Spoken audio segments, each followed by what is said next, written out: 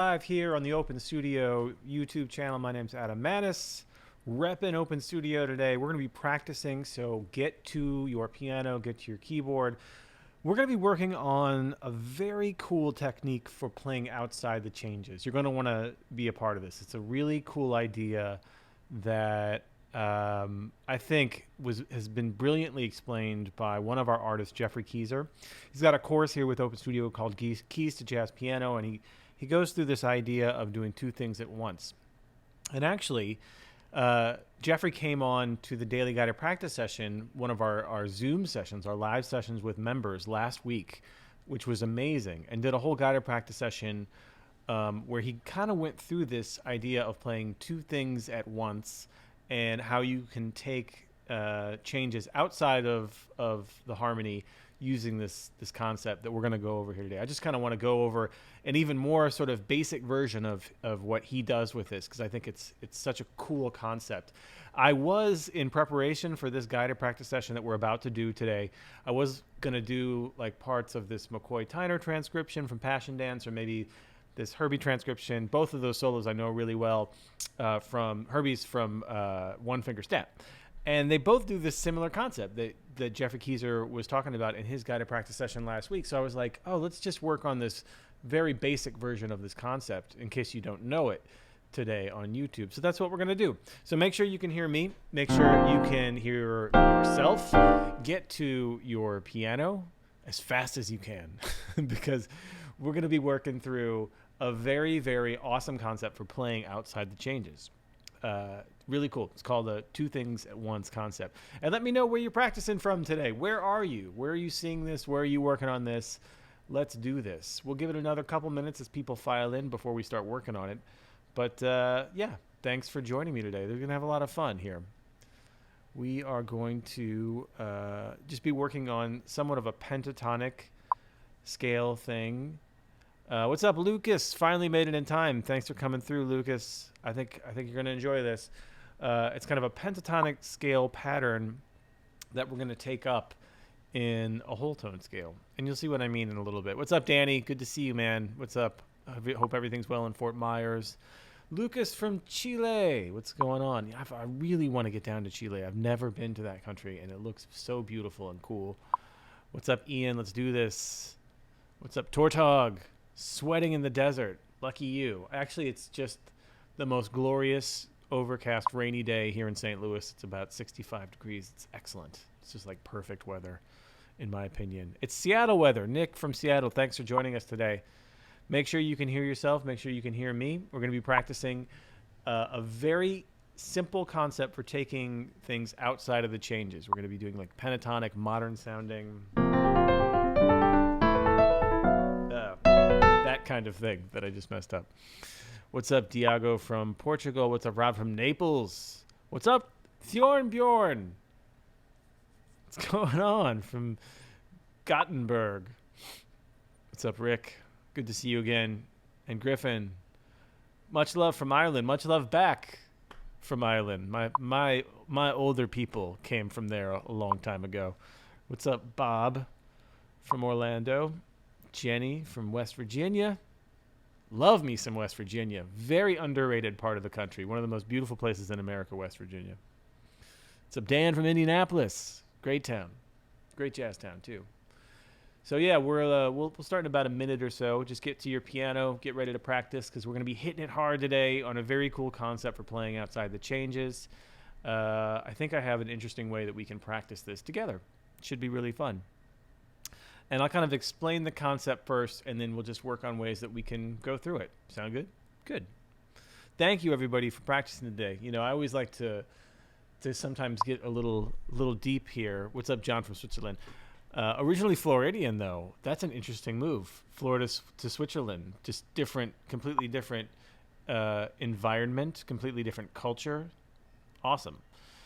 And Dimitri from Moscow, what's going on? I really want to go to Moscow, too. That's on my list of places I've never been to that everybody says is just such a super hip city, and I'd really love to go. So hope everything's cool there. All right, y'all. We're getting to it. It's 2:05. Here we go. About to start. Thank you for joining me here today. Welcome to today's guided practice session. Today we are going to work on what I think is just a super cool, simple, brilliant concept that has been made very laser focused by the one and only Jeffrey Keyser, one of our Open Studio artists. On one of his Open Studio courses called Keys to Jazz Piano, he goes through this idea of taking one scale and superimposing it over another so that you get a way to go outside the changes. Well, what does all that mean? So let's say that we're playing a modal tune, right? Like maybe we're playing Lonnie's Lament or something in maybe C minor, right? And it's just C minor. Well, when you hear pianists like McCoy Tyner or Herbie Hancock or Chick Corea or Brad Meldau or anybody kind of take it outside the changes, Aaron Parks, any number of modernish pianists, post-bebop pianists, take it outside of the changes, what are they doing? Well, Jeffrey Keyser, who's one of these modern pianists and a master at this, by the way, has this great system where he talks about placing one scale and then taking it through another scale. What do I mean by that? So if we're in C minor here, let's say we take just the first four notes of a C minor pentatonic scale, C, E flat, F, and G. Now, what if we took this and we moved it up in whole steps, up a whole tone scale? A whole tone scale is just up in whole steps. Right? C, D, E, F sharp, A sharp, F sharp, G sharp, A sharp, and then back to C. So what if we did that with this pattern? Now, this is all over C minor, by the way. What this does is so genius because it creates a pattern using this structure, right? And this structure up in whole steps. Now, if this is all over C minor, some of these are going to sound very dissonant. Most of these are going to be outside of what we would consider like a C minor Dorian territory, right? Take this pattern, this C, E flat, F, G, and you just move all of those notes up in whole steps. Eventually you get to some real dissonance, right? But by keeping that structure the same and such in that pattern up in whole steps, that structure like helps our ears to latch on to something so that even though the notes don't fit, like say here in E, even though that doesn't fit in with like C minor 7 at all, because it's part of this pattern, right? Because we're recreating this structure over and over again in the same shape. That helps us to go kind of this feeling that you get in modern jazz, which is so cool. And what people really love about it is this feeling of taking it out and then coming back in, right? We're going somewhere where it's like, whoa, what is happening? Where are we going? And then we land back in a safe place. This is going to cause a lot of serious stank face amongst your listeners, but that's what we want from this kind of thing, right? So that is the basic concept, and that's what we're going to work on today. This C minor shape, C, E flat, F, and G, the first four notes of a C minor pentatonic. We're going to move up and practice in whole steps. Now, the cool thing is pianists, what we can do, we can move the voicing with it. Because imagine there's a bass player playing just in C minor. We can move this with the voicings kind of planing. Those are just some fourth voicings, and I have those two in the music. And we're going to work on those two at the same time because I'm literally just playing the same voicing up in whole steps, matching what's happening in my right hand. And then we can do cool things like different patterns. That's when it starts to get interesting. And then you could start mixing up those patterns.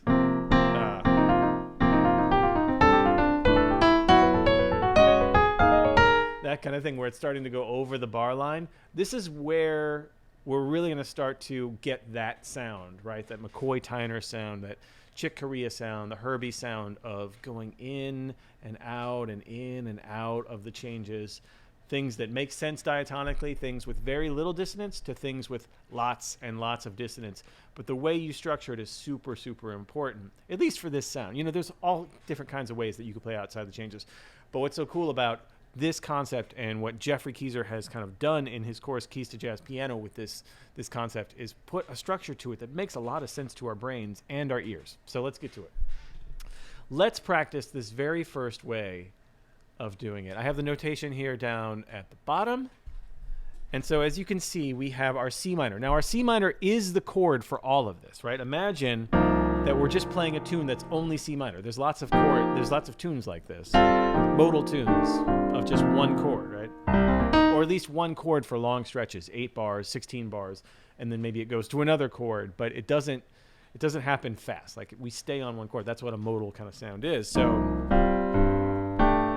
we're just hanging out in C minor. And normally you might play, you can hang out diatonically. But again, what do we want to do if we want to get that outside sound?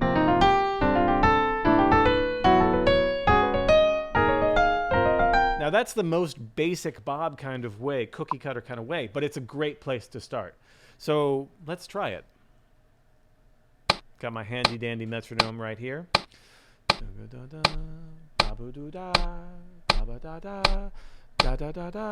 Right? So this is where we'll start. And notice the voicings that I have here. I have just voicings built off of the root C, F, B flat, and then we're just moving that up with everything else to D.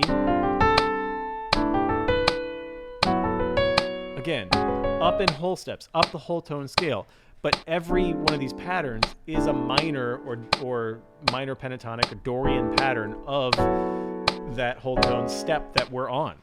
Genius. Just brilliant. Brilliant stuff. So let's try this. We're going to go up, and so you can follow the music, and then we're going to come back down so you can try to remember what happened or try to just figure it out, get it in your head. We don't want to rely on written music for any of this stuff. We actually want to just get it into our ears, get it into our fingers. Let's try this. 1, 2, 3, and...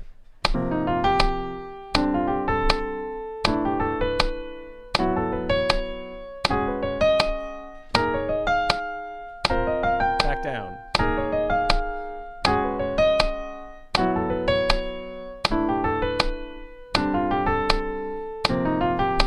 Again, just a basic version of it, but this is getting our foot in the door here for playing outside. Let's do that much again. 1 octave up and down. 1, 2, 3, and...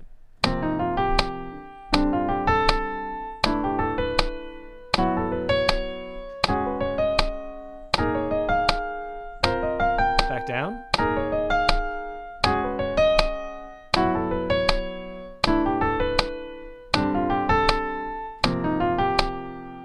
Nice, nice, nice. Let's try 2 octaves. Let's keep going all the way up and see what we can do. You might take your left hand back down the octave because it might start to get a little too high for what you would consider good left hand voicings, but or not. Just, you know, see what sounds good to you. Let's try it. 1, 2, 3, and... Again, this would all be over a C minor. Just superimposing these harmonies over.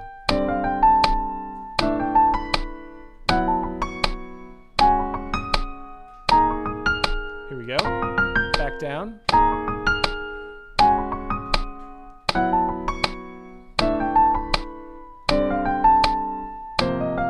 Keep going.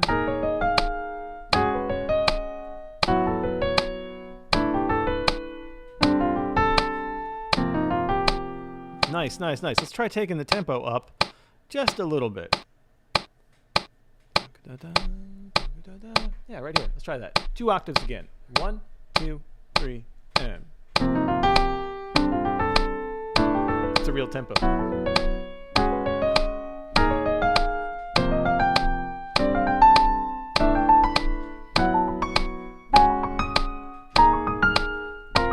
Down.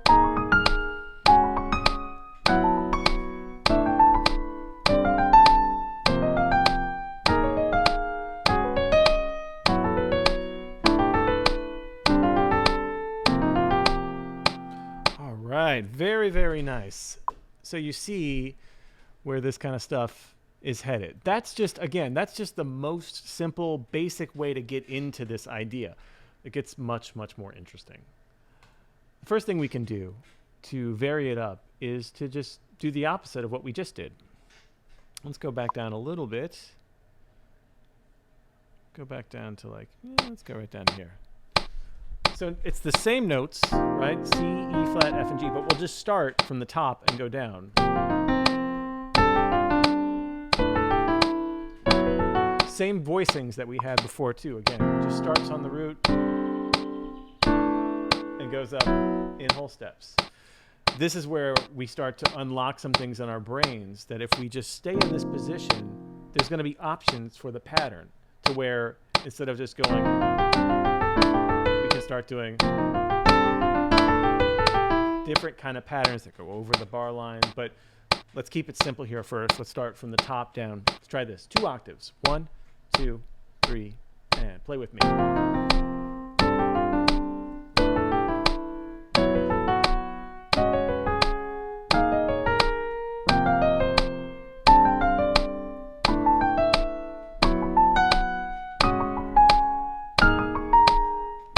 Turn it around, back down.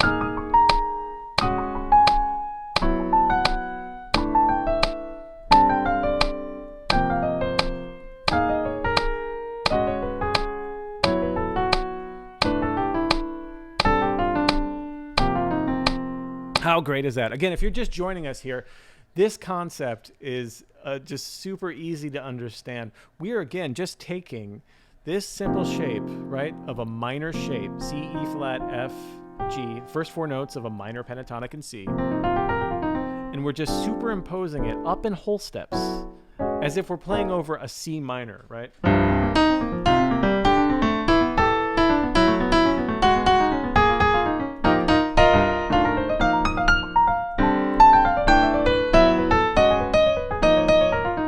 That's exactly what I was just doing. And it just gets us that like super angular sound that we can use in a super modern context over modal tunes. Let's do this again. Let's take it up. Let's go even further up. Again, this is just our down shape here. Let's try it. 1, 2, 3, play. 2 octaves.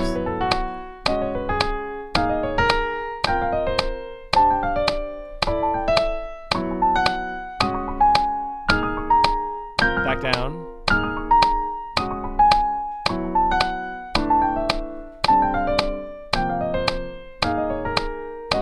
Woo.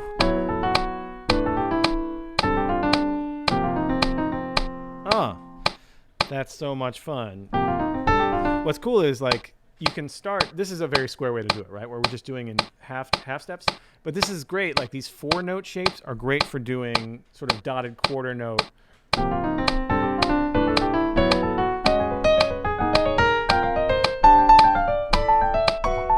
Even staying with that simple shape, right?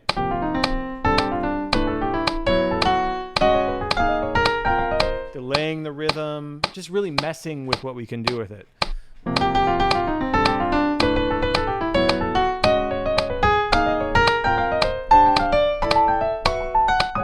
can go over the bar line. We can do all sorts of things with this shape just by messing with the rhythm of it. It's pretty great. It's really easy too. It's like there's not a lot to think about. Once you kind of get these patterns, this scale in that, there's just nothing to it. There's really nothing to it. Okay, so I have one more idea and a way to kind of break it up. This is still a pattern based here in our half note, right? In our two beat pattern. But we're changing the first pattern to elongate it.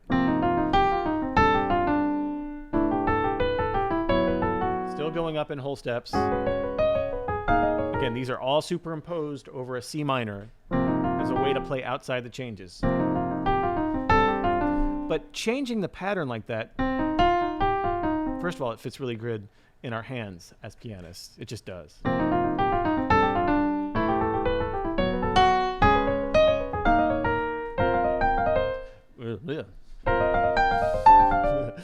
But having that pattern like that, like having that just little having that, breaking it up from just strictly, which is cool too, but just having that different thing so that it's kind of alternating, that really helps with some melodic content and making longer lines out of this. Let's try it. Let's go back down a little bit slower. Again, the voicings are exactly the same. Fourths up in whole steps. Woo. Let's try this. Let's do, again, 2 octaves all the way up and down, starting on C. 1, 2, 3, and.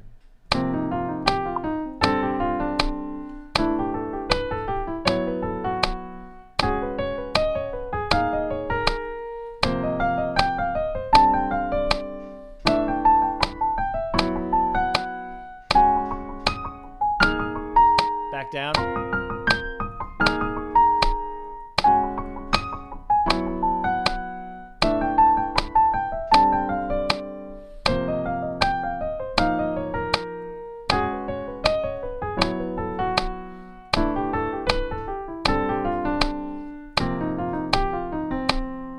Let's do that again. Let's take it a little bit faster. Let's try that again. Play with me.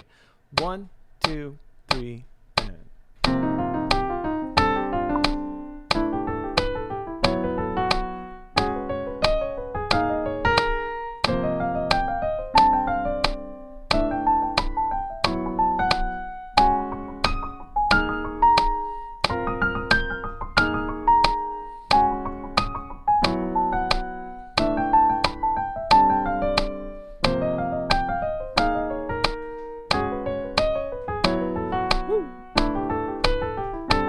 Last one.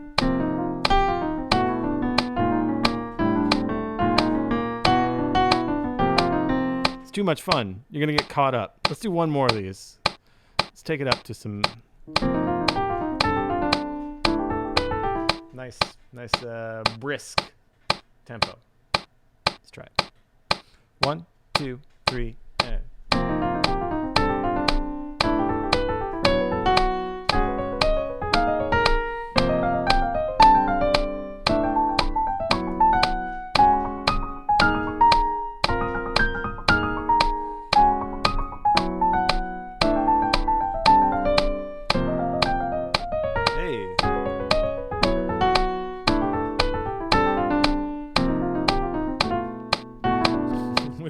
I went for something. Let's try it again. 1, 2, 3, and.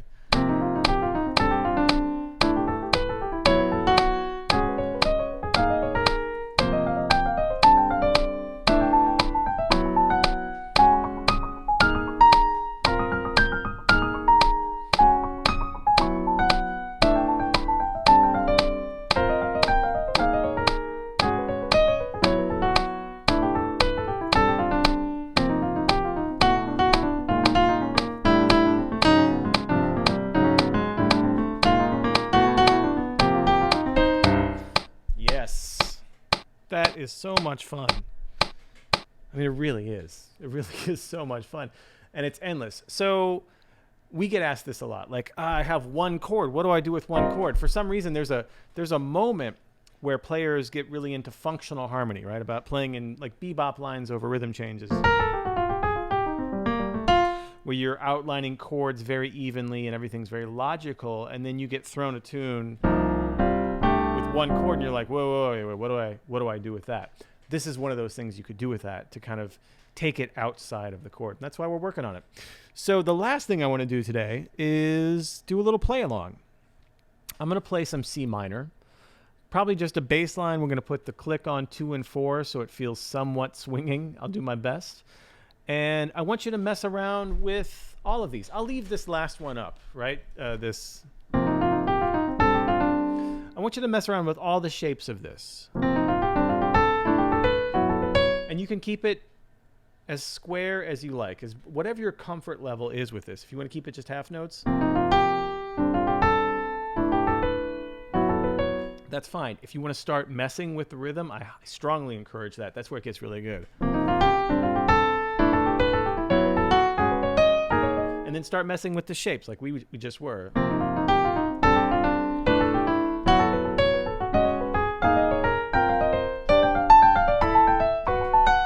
This is where it gets out. And then, this is just the tip of the iceberg, by the way, because we have our whole pentatonic scale to work with. We're Right, our C, this is the first 4 notes. We could do other shapes in the pentatonic scale.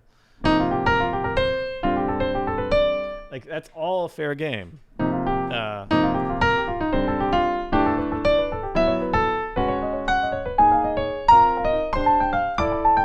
where it gets really, really fun. Whatever shape you want on a pentatonic, you can just move it up there, move it up in a whole tone scale, making sure that everything that you move to is the next sort of Dorian pentatonic. Whatever you choose, you can do. And it makes it easy to get outside, right? And this is all over C minor. So I'll just play a C minor. 2, 3, 4, right there. So it'd be like, we'll go a little slower. Just so that everybody has a shot. More advanced players, you can play triplets or 16th notes here, even if you have a ton of chops. We'll just make it easy on everybody. So if this was just regular 8th notes.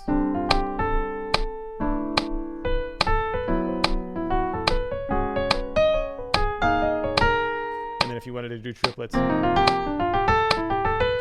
But whatever you're comfortable with. So let's try it. I'll rock the bass. This is all C minor.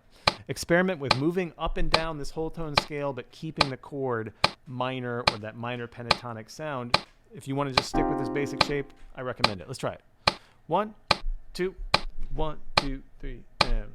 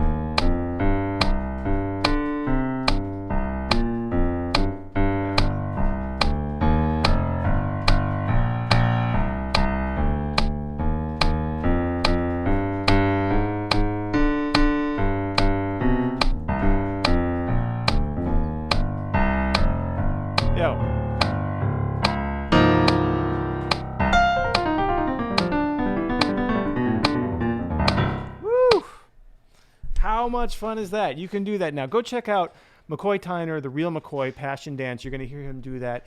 Check out Herbie Hancock in Imperial Isles, One Finger Snap. You're going to hear this technique done there. Check out Chick Corea, Now He Sings, Now He Sobs. You can hear that done there. Check out Jeffrey Keyser live at the Dakota. If you can find that record, it is so amazing. And Keys is, of course, doing that all over that. So thank you to Jeffrey for a great guided practice session on Open Studio Jazz last week. If you want to check that out, and if you want to check out the lesson course that he has on this idea in full, go to openstudiojazz.com. You can check out the link in the description below. And yeah, thank you so much, everybody, for joining me. And until next time, happy practicing.